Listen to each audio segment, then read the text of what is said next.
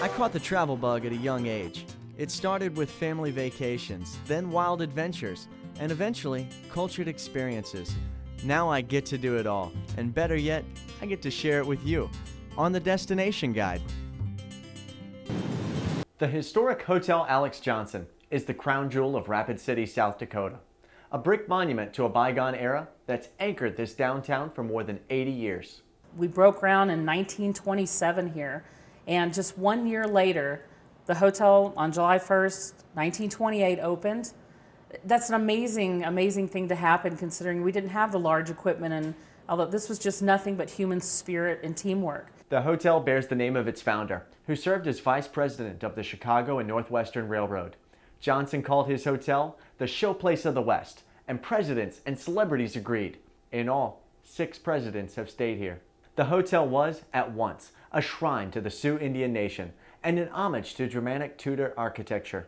The unlikely pairing became a symbol of South Dakota 1 year before construction began on Mount Rushmore. You can see that the basement area in this hotel is huge because in the old days, technology was you had to have huge appliances to do what now smaller appliances can do. But you can see the challenge in a historic hotel to bring it up to code and to make sure it's the creature comforts as we want them today. Unfortunately, the hotel could not sustain its greatness forever and experienced a period of decline. But I'd heard the Hotel Alex Johnson, now under new ownership, had experienced a rebirth. I anxiously headed to Rapid City to see for myself. We have seen it prosper. We have seen it go the other way. We are watching it now prosper again. Dan Seffner is president and CEO of Destination Rapid City, the group charged with bringing people downtown. He knows how important the Hotel Alex Johnson is to his success. If you're going to have a community develop, you need a quality, classy place to stay. Your tourists go where your locals hang out. The Alex Johnson is where your locals hang out. This is how it's been since Rapid City-based ISIS Hospitality took over the 143-room hotel in 2008 and began renovations. One of their most recent transformations took place at Patty O'Neill's, an on-site pub named for the hotel's first guest. Rachel Ray featured Patty O'Neill's on the TV show $40 a Day. I spend a few minutes with manager Alec Waby, and I'm immediately curious how an Englishman came to run an Irish pub. As I said in my interview, I've probably been in more Irish pubs than all the people who work at the Alex Johnson put together. A lot of Guinness goes down here. About 1,000 patrons have joined Patty's Mug Club. Buy a $60 engraved pewter mug and get 50 cents off every drink for the rest of your life. Quite a few infamous people, not many famous people, but... Along with Patty O'Neill's, ISIS also added Seattle's Best Coffee on the ground floor and built Vertex Sky Bar, which occupies the hotel's top 2 floors. I head up there to try the bee's knees, a nod to the Alex Johnson's formative years. We strain out our bee's knees, and then we garnish it with a pineapple and orange flag, the bee's knees.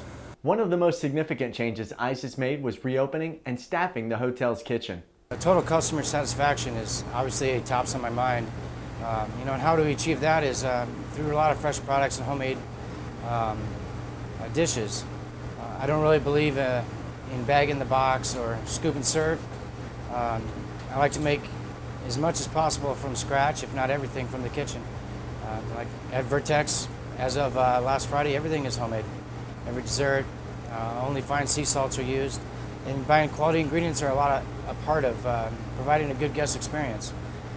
It's hard to make something amazing from low quality.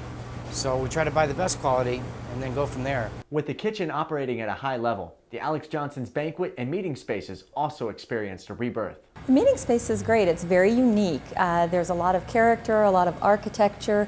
It's a wonderful place for people to hold events, whether it's a social event or a business event, because the venue is just so special here in downtown Rapid City. While I'm in town, the hotel is hosting the Uptown Downtown Dinner and Auction fundraiser, so I take an opportunity to speak with a couple of guests. I have a business downtown. The Alex Johnson Hotel is a getaway after work. I meet friends who work downtown.